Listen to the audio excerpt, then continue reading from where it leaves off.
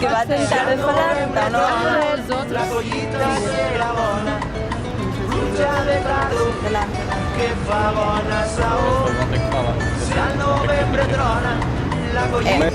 Hola, soc la Sílvia, soc la administradora del grup de portuguès de Facultat de Medicina i us presento el meu grup de portuguès, que està format per 2 brasilers.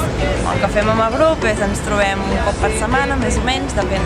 I hem anat a alguns museus, hem anat a escoltar música brasilera, hem fet sopars, encara no hem anat a ballar, com es diu? El que hem d'anar a ballar,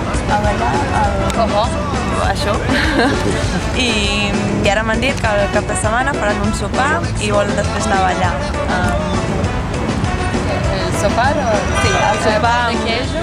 Menjarem pau de queijo i caipirinha i després anem a ballar. Boa tarde, eu sou Maria Paula, do Brasil, faço parte do grupo Português Catalão, com a Sílvia, com o Arthur. A gente se encontra geralmente cada quarta-feira, vamos em exposições, vamos comer, vamos na champanheria. É isso, gosto muito, foi muito bom conhecer a Sílvia e as meninas.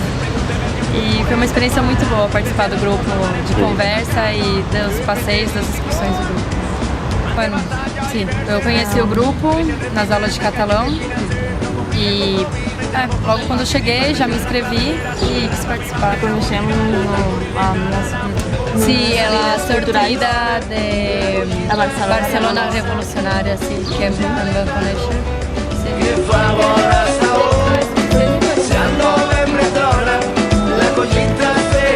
Sou o Arthur, entrei no grupo de conversa depois da Maria Paula começar. Ela me convidou, eu não.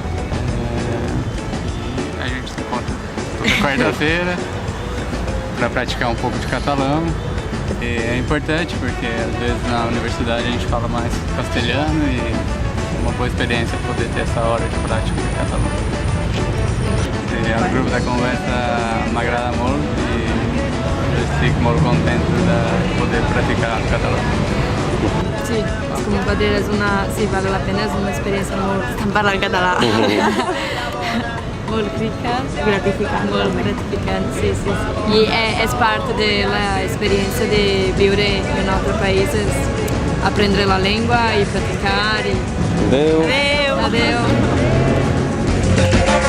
Ja n'hem vist partes cimeres de governants, la bandera en la seva idea de llibertat, només busquen la foto.